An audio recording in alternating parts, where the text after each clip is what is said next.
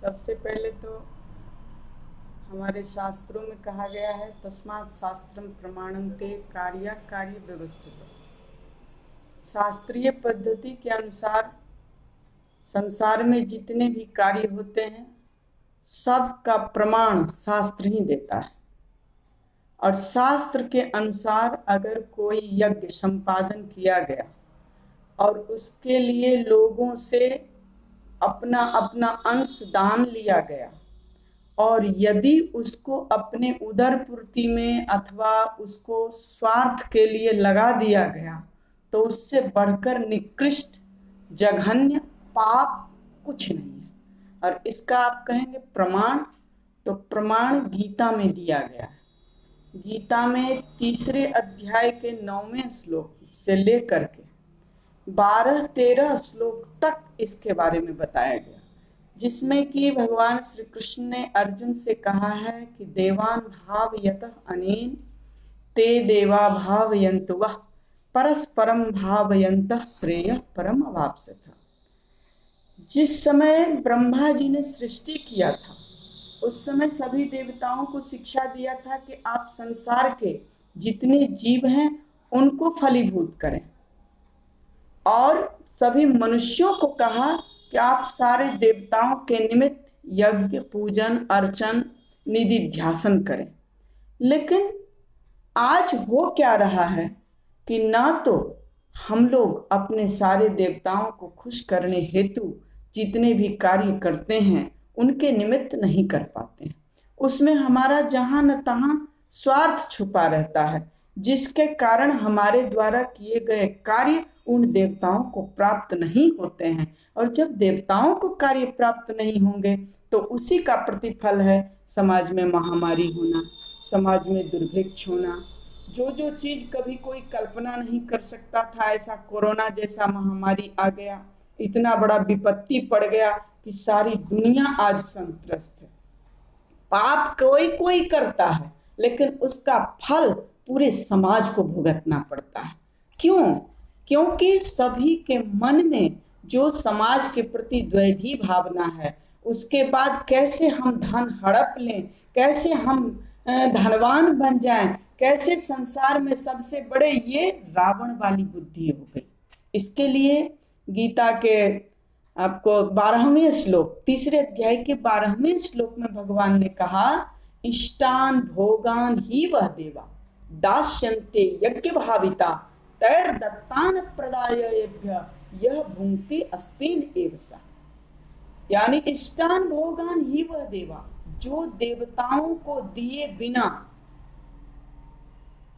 अपने उदर पूर्ति में, अपने स्वार्थ के लिए, अपने मन के पूर्ति के लिए जो कर्म किया जाता है, वह मनुष्य अगर उस यज्ञ से बचे हुए शेष अन्न को खाता है तो उसका कल्याण होता है। लेकिन यज्ञ के पूर्णांश को यदि कोई भोग लेता है तो उसको क्या कहा गया, यो भुंक्ते अस्मिन् एव सः, वो इस संसार में चोर है। उसकी चोर की संज्ञा भगवान कृष्ण ने अर्जुन के सामने दी है। यदि विश्वास नहीं हो तो गीता उलट करके आप पढ़ें। उसके बाद अगर 18वें अध्याय में जाकर के भगवान ने लिखा कि यज्ञ कैसे करना चाहिए, यज्ञ की विधि क्या है, यज्ञ का नियम क्या है, तो उसमें उन्होंने बताया विधिहीनम असृष्टान्नम मंत्रहीनम अदक्षिणम श्रद्धा विरहितम यज्ञम तामसम परिचक्षते।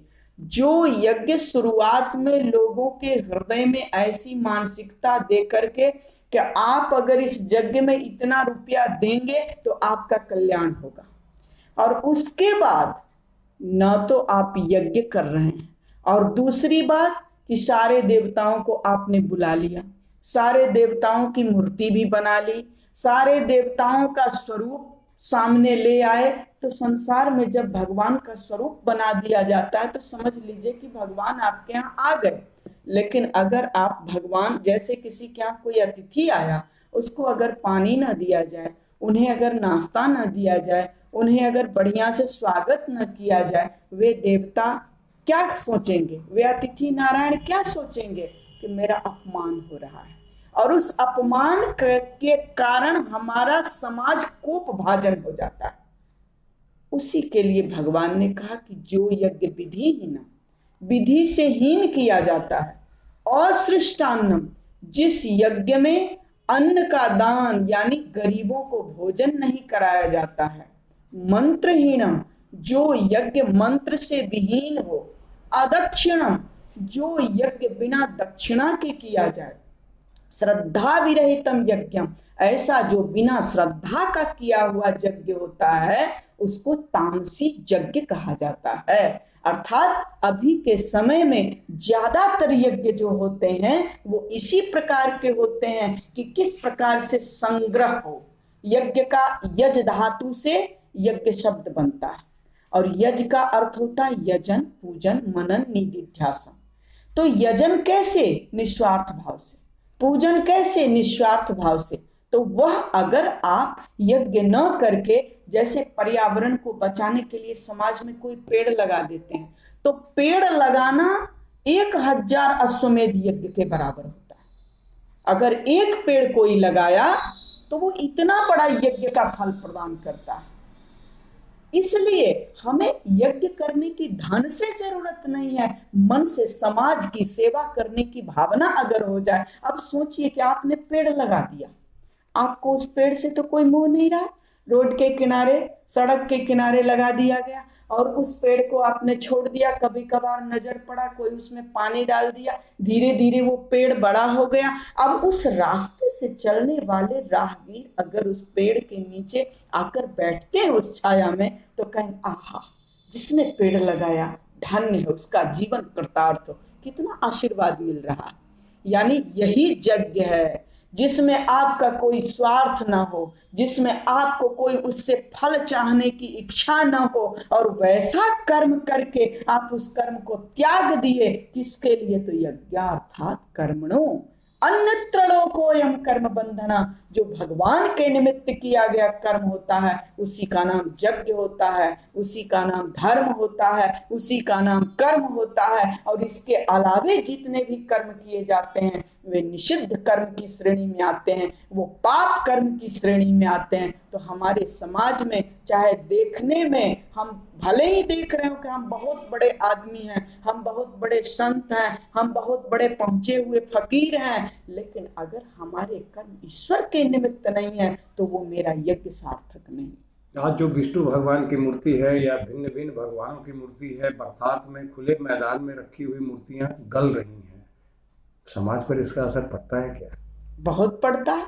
आपने जिस जिस व्यक्ति से दान लिया, वो व्यक्ति अगर वहां उस रास्ते से गुजरते हैं और वो देखते हैं कि मैंने इस मूर्ति के निमित्त 10,000 दिया, कोई सोचते हैं मैंने 5,000 दिया, तो उनके मन पर ये बीतती है कि मैंने तो इन प्रभु की सेवा होने के लिए दिया था, यज्ञ में ये मूर्तियां सदुपयोग होने के लिए दिया था, न कि इस तरह सड़ने के लिए दिया था। अर्थात उसमें कहीं न कहीं पाप का भागी उनको भी वो बना रहे हैं जिन्होंने वो दान में पैसा लिया। जी, आपका परिचय? मेरा परिचय, मेरा नाम है बहन मीरा जी और मेरा घर सीतापुर है और मैं एक शिक्षिका भी हूँ तथा श्रीमद् भगवद गीता, श्री रामचरितमानस, श्रीमद् भागवत आदि इन सभी के बारे में जहाँ कहीं कार्यक्रम वगैरह होता है, प्रवचन होता है, तो मैं वहाँ जाती हूँ, मैं प्रवचन देती हूँ। और विशेष अपना परिचय क्या दूँ, मेरा घर यही, मैं रहती हूँ। दिव्य सनातन पब्लिक स्कूल भी मेरा एक विद्यालय है जो कि हमारे पतिदेव चलाते हैं।